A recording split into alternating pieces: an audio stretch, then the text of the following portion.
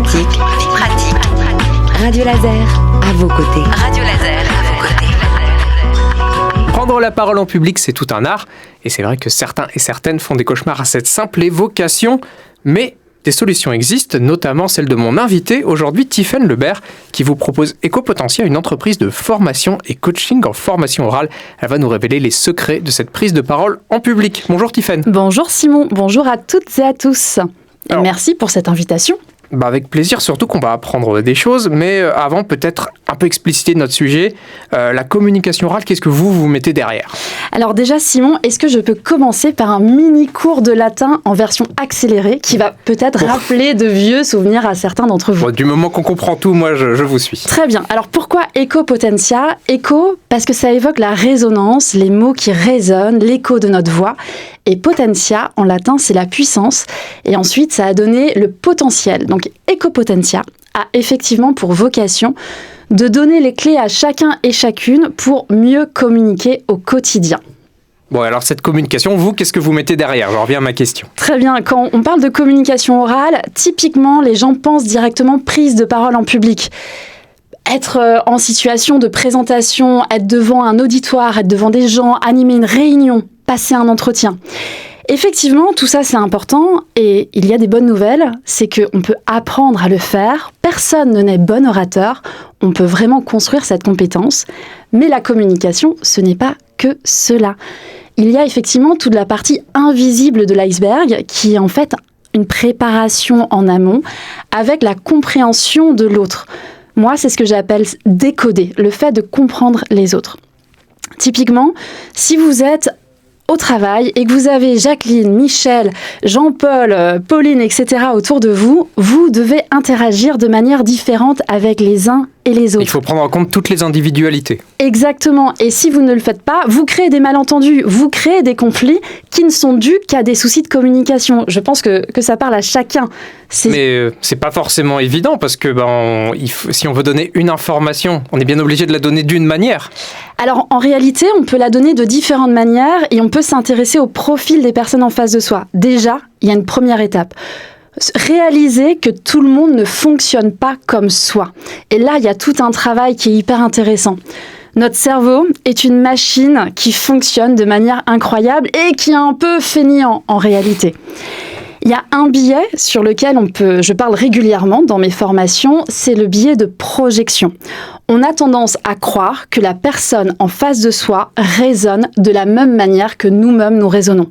C'est archi faux.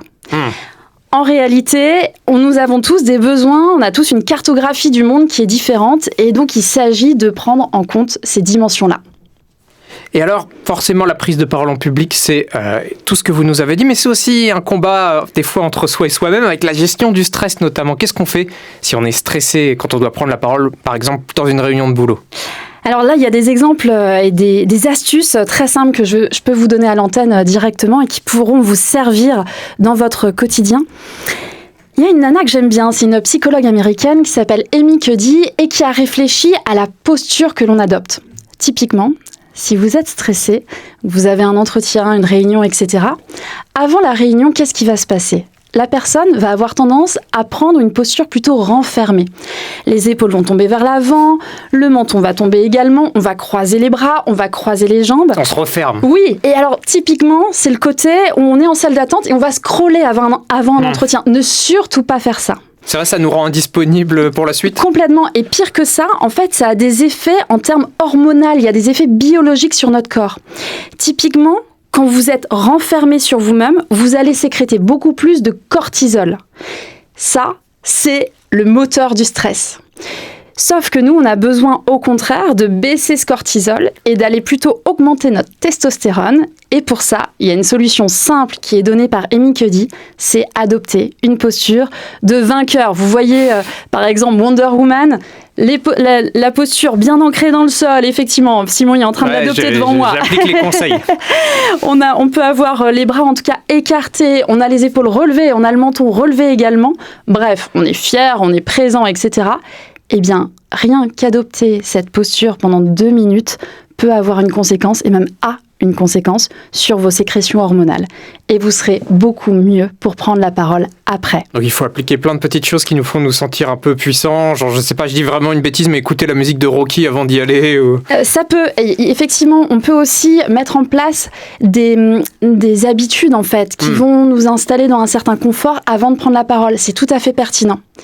Et il y a une autre astuce qui est aussi simple à appliquer, c'est les histoires de respiration.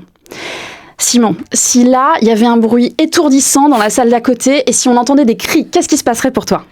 Alors moi, je serais très gêné par rapport à mon travail, mais sans doute que je finirais par me focaliser sur les cris et un petit peu moins sur ce que vous me dites. Ok, ça marche. Alors, on va monter d'un cran. C'est vraiment un bruit très, très sourd, inquiétant, et les gens crient et c'est pas du tout. Voilà, on est dans cette... Si on en est là, je vous proposerais de sortir de la salle et de partir, j'imagine. Oui, effectivement. Et au niveau corporel, est-ce que tu serais très serein ? Comment ça se passerait ? J'imagine qu'il y aurait une crispation.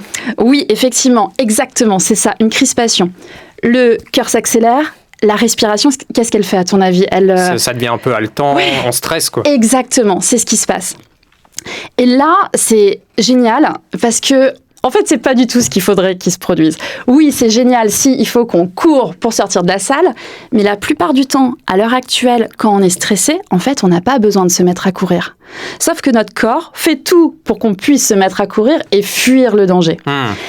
En réalité, souvent, quand on est stressé dans notre société, on a plutôt besoin d'être calme, de se poser, de se concentrer. Il y a un moyen de court-circuiter tout cela, c'est notre respiration. On applique des conseils qui sont de, en fait, aller chercher l'expiration douce, tranquille, et qui va permettre, au contraire, encore une fois, de faire baisser ce cortisol et d'être beaucoup plus serein. Et là encore, c'est quelque chose qui fonctionne très, très, très bien. Et qui est plutôt facile à mettre en place. Oui, complètement. Eh ben, parfait. Tiffen, est-ce que vous avez d'autres conseils à nous donner avant qu'on se dise au revoir ? Alors, j'en ai une multitude, mais bon... J'en doute pas.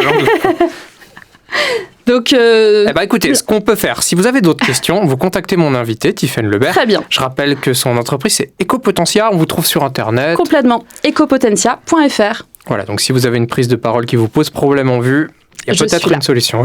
Merci à vous. Merci beaucoup.